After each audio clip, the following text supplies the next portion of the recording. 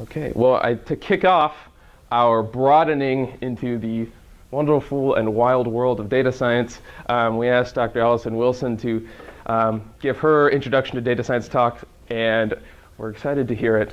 She taught the data science class last semester, which was really successful. I've heard good things about it, so we're happy that she's here. Where we're going to start, because one of the things that Neil set up that you guys want to do this semester is you want to start talking about tools for data science. So what I got asked to do today was start a conversation about what is data science, and perhaps also interestingly, how does it relate to, sorry, and can you open this so it's, just push. I'm not sure that the tool incompetent is who you should be having talk to you about data science, but so, yeah, exactly, flash drives and laptops and oh my. So what I wanted to start with is just a bit of conversation about what is data science, how does it relate to what you guys have been talking about in terms of statistical learning, and what I brought with me are a couple sort of the popular definitions you ought to know about. You know, things that if you're going to say, oh yeah, I'm a statistician and I'm interested in data science, these are things you at least ought to have seen to be able to sort of refer to. So with that in mind, who wants to give me a definition of data science? As I said, the ones in the back who took my class, we actually did this in class, so they actually probably have a long list of definitions, but there's not a wrong answer. What I will say, the other problem with data science is it isn't actually very well defined. And so I'm not going to pound on you if you say something, because it's probably a very reasonable definition. So yeah. Retrieving data, cleaning it, and finding answers. Okay, so we've got retrieving, cleaning, and answering. Okay? Keep going. Again, I'm trying to play with tools and I'm having lots of fun. So, somebody else? Just shout it out for the minute because I'm not looking at you. So we've got retrieving. Yes, no. Yes, no. Yeah, we're all good for retrieving. Cleaning. What about cleaning? Yeah? Okay. Yeah, unfortunately, may be true. Ask my students how much fun data wrangling. Actually, that's the cool, sexy name for cleaning data that people who are not statisticians use. Data wrangling, as opposed to data cleaning. Where does munging fit in? Because I've heard that one. Yeah, I've heard munging too. I think it's in the same ballpark. Yeah, wrangling seems more. Wrangling, yeah, I know. Wrangling's sort of the, yeah. And then I'm the whole answering questions things, yeah, but we can maybe be a little more specific than that, because that's sort of, oh, I don't know, all of statistics. Let's use data to answer questions. So good, statistics did make your definition of data science, so I'm happy. Because that is not always true, to be perfectly honest. A lot of people don't include statisticians in that conversation. And so, yeah. You know what the cliche when people give the definition is someone who's not as good at software engineering as a software engineer, and not as good at statistics as a statistician. So you literally just sit right in the middle of statistics. Okay, I've heard the politer version of that, which is, so what is a data scientist? It's a statistician who can write code better than the majority of statisticians, and a computer scientist who knows more statistics than most computer scientists. So there are two ways to do that, but yeah, that's the general idea. It's, I think the idea is to say that while statistics is a piece of data science, statistics is not all of data science, and that if you're going to play in data science, there are things you need to broaden your standard horizons. But the same thing's true for computer science, because computer scientists are just like statisticians, which is statisticians just want to say, well, data science is just a repackaging of what we do anyway. I'm not sure about that. And computer scientists, they want to say the same thing. And to be honest, there's actually a third group. The mathematicians are getting in the game.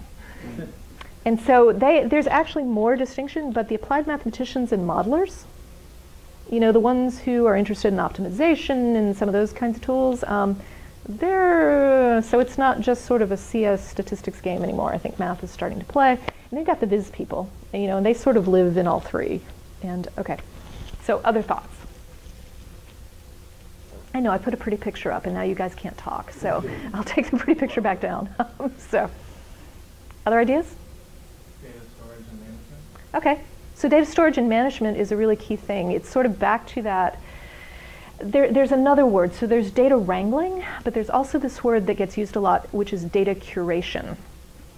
So you've got to get it, you've got to store it, you've got to figure out whether it's useful, you've got to make it accessible. So there's this whole, in order for us to do the question answering thing, in order to do all of these cool statistical learning things, we sort of condition on the idea that there is accessible data, relevant data.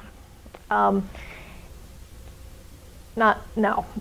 figuring out how to do that as a statistician, maybe you don't do it, but you need to be aware of how it was done, because that's okay. So we'll get to the idea. We'll get to the idea of big data in a minute. So let me ask this question next: is big data the same as data science?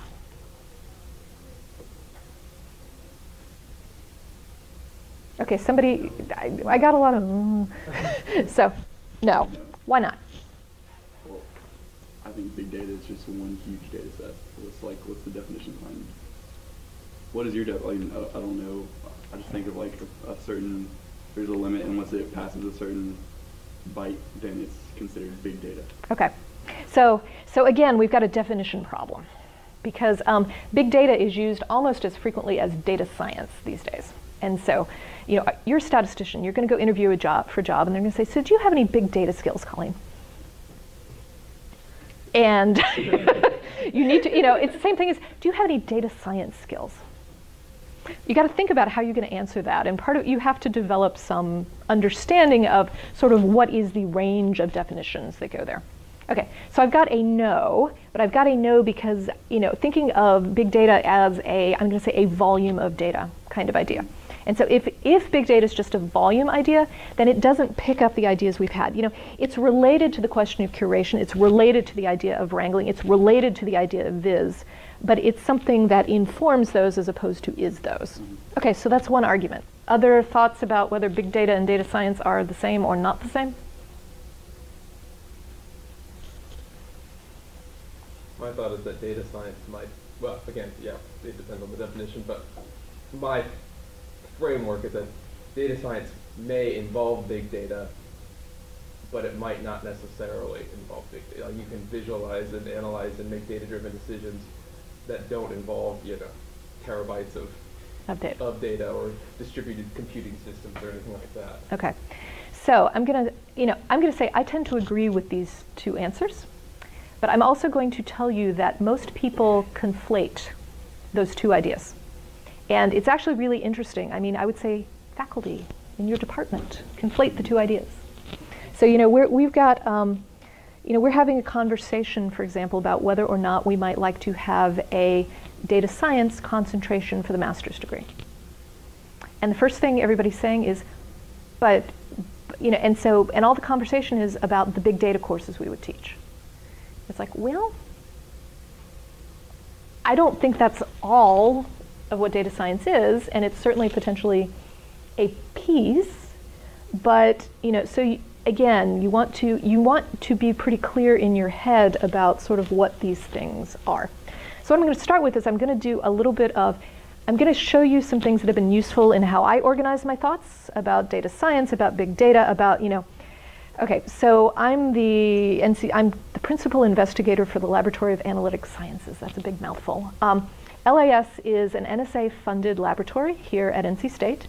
The NSA actually, it's an NSA work location. They've got 50 government guys who work over on Centennial campus, but it's also a big research organization. And so this is the other word that we should talk about a little bit, is the idea of an analytic, because that's another one. So you're going to get asked, do you work in big data? Do you work in data science? Do you do analytics? So we got to talk about all three of those ideas. But I get asked all the time about, so, what do you guys do? Do you build analytics? Do you work with big data? Or or we get held up as a substantial investment in the development of data science at NC State. So how do I tease those apart? So I wanted to start with this infographic. How many of you guys have seen this one? One, okay. You should this is something, this idea, at least part of it has been around since about 2001. And the initial definition, this came out of the definition of big data. And the initial definition got made in terms of what are called the 3 V's that have now been expanded to the 4 V's. So the initial first 3 V's, and you'll hear that all the time, so the 3 V's are volume, which you picked up on. So simply the scale of the data. If the data is really massive, you can't work with it in memory, you've got to figure out about distributed computing. I mean, it's just big. Okay, so that's the volume piece. The second V was velocity. How fast is the data coming at you? We don't do so much of that typically in our classes. We tend not to just plug you into a real-time stream and say, go. We tend to hand you a data set. But for example, if you work for, I have friends who used to work at AT&T Bell Labs. If you are working real time with all the telephone calls in the US, you don't just store that. You deal with it as it comes. You have to figure out, how do I do statistics on data I can't store? So I want to know the median. Actually, the max is easy. I want to know the max of what I see today, and you can't store it. I bet you could figure out a way to do that. Okay? I want to know the median, and you can't store it. That's a harder problem. Because you're used to saying, well, take the whole data set and order it and pick the one in the middle. Well, you can't keep the data set.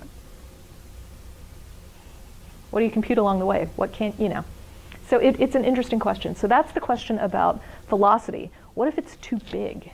And what if it's, that's typically real time. Cybersecurity. I am watching every, I am just monitoring every network I can find. I work with the NSA, right? So you don't store it. Well, they try. They keep, they bought all the power in Utah, that kind of thing. But you still can't store all of it. You guys don't get the Utah reference. They just built this gigantic data center out in Utah. And anyway, okay. So item 3 is variety. So one of the features is x1 to xn are not IID in big data space. Every problem you do your first 2 years, you write down, assume x1 to xn are IID. It's like, yeah, no. And there are a lot of different problems here. Sometimes the data that you have were not designed to answer the question that you've got. So how biased is your sample? Is it a convenient sample? What do you do with it? Can you make any generalizations? These are questions that statisticians know to ask. Computer scientists often don't ask. They say, cool, I've got data. And it's like, and you're ignoring where it came from. They say, so, I've got a cool algorithm. Let me run the algorithm. And it goes really fast. And you're like, and you can't answer a question when it comes out. They're saying, sure I can, I've got data. And so, what about the data? So, so variety is a different question. And then the last one is related to what I was just saying, which is the idea of veracity. And you hear about veracity in 2 different kinds of ways. The way it's defined on this chart is in terms of uncertainty. We're statisticians. Uncertainty is great. We like uncertainty. Computer scientists often don't think about uncertainty. This whole idea that maybe point estimate is not the end of the day. This whole idea that sampling matters. The whole idea, again, I have a DoD concept that sometimes people give you bad data on purpose. There are a lot of questions around veracity. So these are really the 4 V's. These are typically used to describe the big data space, but actually they work to some degree in the data science space. Not necessarily, but I will be honest. So when I talk about what I do, a lot of you guys don't know so I came up in the Department of Defense, and my work squarely actually falls in the variety circle. Because the problem that I've been working on for give or take 20 years is I have a complicated system, and I would like to understand how well it works, but it is something like a nuclear weapon or an aircraft carrier where they don't give me, let's say, 30 of them to go do a controlled designed experiment on. But maybe I've got one that's mostly built, or some parts, or some that look like it, or historical tests, because we don't blow those up anymore. And I'm trying to piece together data from different sources to make inference about what's going on. So my interest very specifically is in the idea of variety, and as it touches on the idea of veracity, how do I do uncertainty? How do I understand uncertainty when I've got a variety of data? So I can situate myself on this picture, but I don't work at volume or velocity. So if I want to work at volume, I go find a friend and say, hi, and now I need this to work real time. And so there's also this idea of collaboration. that you may not actually have the skills to work in all of these V's. But so big data is related to data science. I don't think it's the same as data science, but when you go on your job interview, they're going to say, do you have big data skills? You should learn what the 4 V's are and be able to talk about what you do in the context of these kinds of ideas. And so that's one helpful thing. Does that make some sense? And this is just kind of the classic. IBM stole this from the guys who originally did it and added the Veracity V. And anyway, but they made it pretty. This is easy. If you search on 4V infographic, that's what pops up. But we'll put these out on GitHub in case you ever want it again. Okay.